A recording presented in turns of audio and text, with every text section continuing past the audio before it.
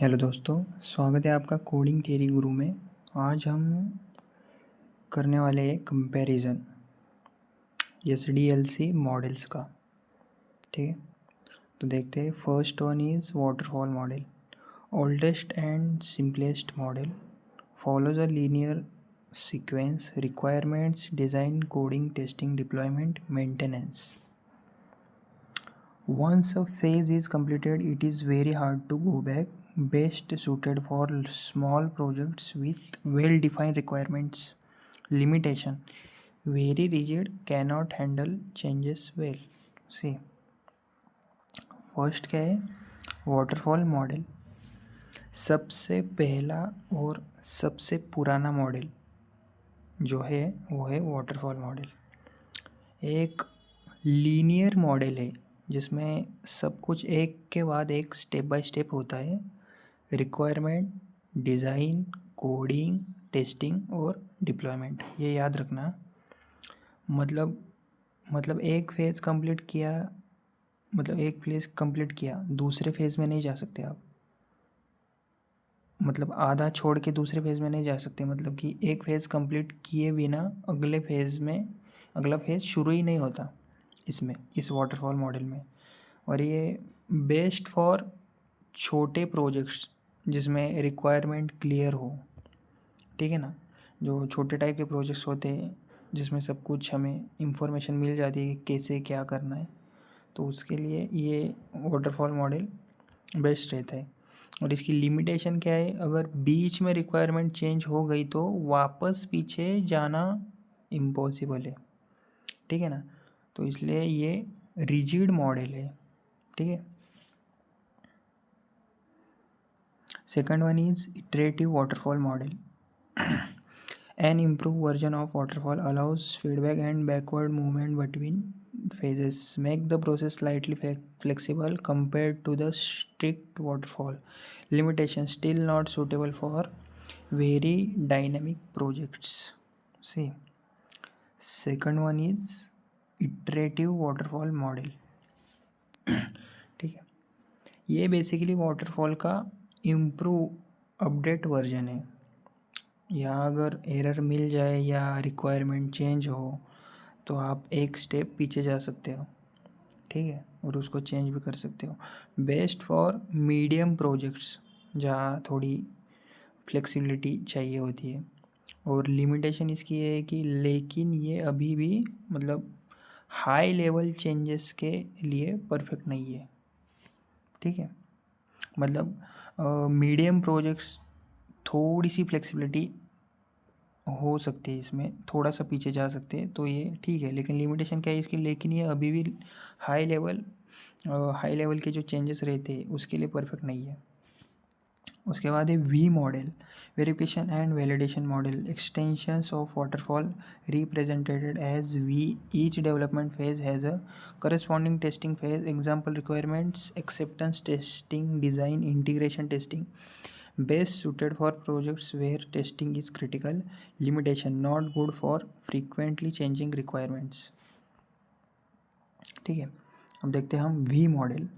तीसरा जो मॉडल है हमारा जो है वी मॉडल, इसमें डेवलपमेंट और टेस्टिंग पैरेलल चलती है। ठीक है ना, जो फेज डेवलप हो रहा है उसी फेज के लिए टेस्टिंग एक्टिविटी भी प्लान होती है। और डायग्राम में एक वी शेप में लगता है वी मॉडल।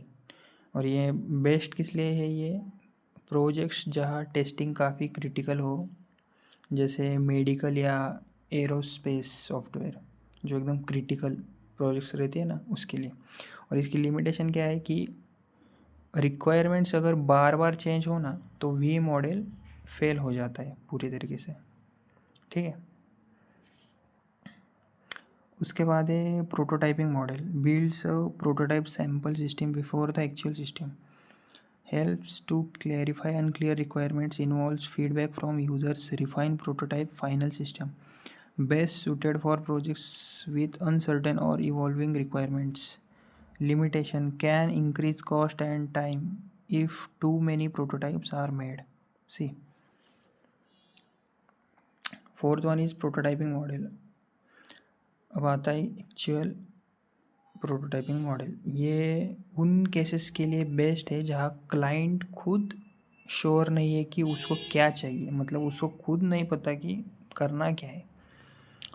तो हम एक छोटा सा प्रोटोटाइप बना के एक नॉर्मल ट्रायल जो रहता है प्रोटोटाइप बना के क्लाइंट को दिखाते हैं और उससे फीडबैक लेते हैं और उसको रिफ़ाइन करते हैं जब तक फाइनल रिक्वायरमेंट क्लियर ना हो, मतलब जब तक कस्टमर एग्जैक्टली ना बताए कि करना क्या है एक्चुअली में। तो ये बेस्ट फॉर किस लिए है, अनक्लियर रिक्वायरमेंट्स, मतलब हमें रिक्वायरमेंट्स की नीड नहीं है या फिर हमें पता ही नहीं है। और इसकी लिमिटेशन क्या है, लेकिन अगर सपोज ज़्यादा प्रोटोटाइप्स बनाने पड़ गए, मतलब हमने ज़्यादा प्रोटोटाइप्स बनाए तो कॉस्ट और टाइम दोनों बढ़ जाता है। ठीक है। Then increment model. Software is developed in small increments models. Each increment adds more functionality until the system is complete. Users get partial working software early. Best suited for medium and large projects. Limitation requires careful planning and integration. ठीक है। पांचवा कौन सा है हमारा model, incremental model. इसमें software को छोटे छोटे इंक्रीमेंट्स में डिवाइड करके बनाया जाता है, मतलब हर इंक्रीमेंट एक वर्किंग प्रोडक्ट देता है जिसमें नए फीचर्स ऐड किए जाते हैं। ठीक है। और ये बेस्ट है मीडियम और लार्ज प्रोजेक्ट के लिए, मीडियम में भी चलेगा लार्ज में भी चलेगा। और इसके एडवांटेज क्या है, क्लाइंट को अर्ली वर्जन्स मिलता है चेक करने के लिए, वो फीडबैक दे सकता है। और लिमिटेशन इसकी क्या है, लेकिन अगर इंटीग्रेशन कॉम्प्लेक्स हो, जो होता है ना इंटीग्रेशन, वो कॉम्प्लेक्स भी हो सकता है, मतलब थोड़ा मुश्किल टाइप। और सब इंक्रीमेंट्स को एक साथ चलाना मुश्किल हो जाता है। ठीक है ना। और है evolutionary model. The system evolves step by step. Initial simple version is built and then continuously improved. Emphasizes adaptability and user feedback. Best suited for projects with uncertain requirements. ठीक है। अब बात करते हैं इवोल्यूशनरी मॉडल की। ये model continuous improvement पर base होता है। ठीक है ना, मतलब अपडेट होती रहती है इसमें। और सॉफ्टवेयर एक सिंपल वर्जन से स्टार्ट होता है और धीरे धीरे इवॉल्व होता है इसका। बेस्ट फॉर प्रोजेक्ट्स जिसमें रिक्वायरमेंट्स क्लियर नहीं है और बार बार बदलती रहती है। ठीक है ना।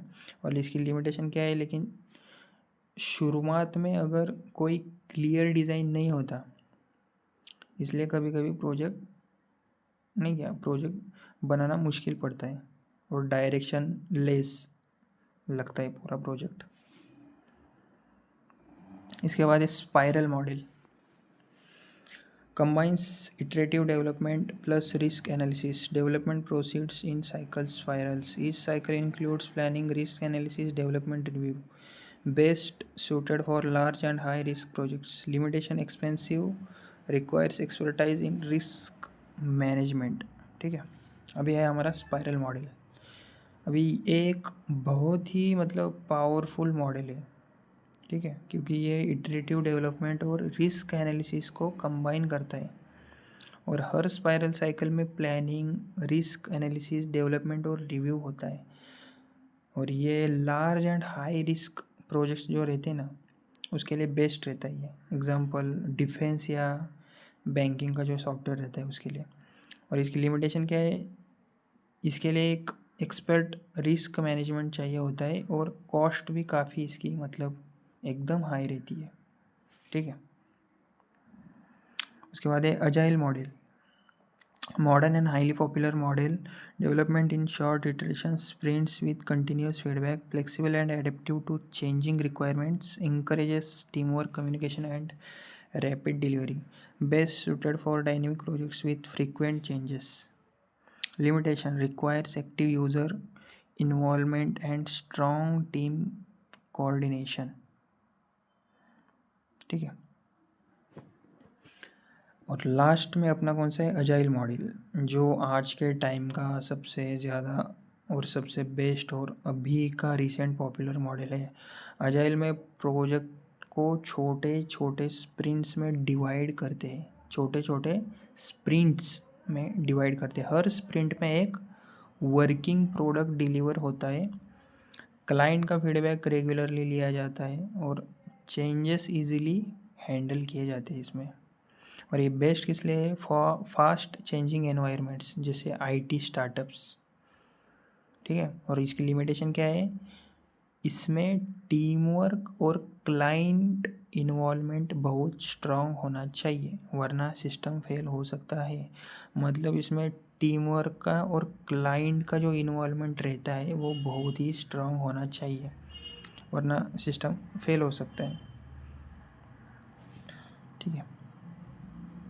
और overall comparison, waterfall V model rigid best for small and clear projects, iterative and incremental, better flexibility, deliver partial products early, prototyping evolutionary, good for unclear requirements, user involvement, spiral best for high risk and large projects, agile most flexible, ideal for fast changing environments। सी तो इसका conclusion क्या है? Waterfall और जो V model है वो rigid और small clear projects के लिए बेस्ट है। उसके बाद इटरेटिव एंड इंक्रीमेंटल थोड़ी फ्लेक्सिबिलिटी देते हैं और मीडियम प्रोजेक्ट्स के लिए यूज़फुल है। उसके बाद प्रोटोटाइपिंग एंड इवोल्यूशनरी उन प्रोजेक्ट्स के लिए बेस्ट है जहाँ पर रिक्वायरमेंट्स अनसर्टन है, ठीक है। और स्पाइरल लार्ज और रिस्की प्रोजेक्ट्स के लिए सबसे सेफ है। और लास्ट में जो अजाइल मॉडर्न है वो फास्ट पेस दुनिया का किंग है, मतलब थोड़ा बोला जाए तो, क्योंकि सबसे फ्लेक्सिबल और एडेप्टिव टाइप मॉडल है ये अभी के ज़माने में। यही है बस, हर मॉडल की अपनी अपनी इम्पोर्टेंस है और कौन सा मॉडल कब यूज़ करना है ये डिपेंड करता है, मतलब प्रोजेक्ट की क्या रिक्वायरमेंट है, क्लाइंट की नीड पर, ठीक है ना। Thank you.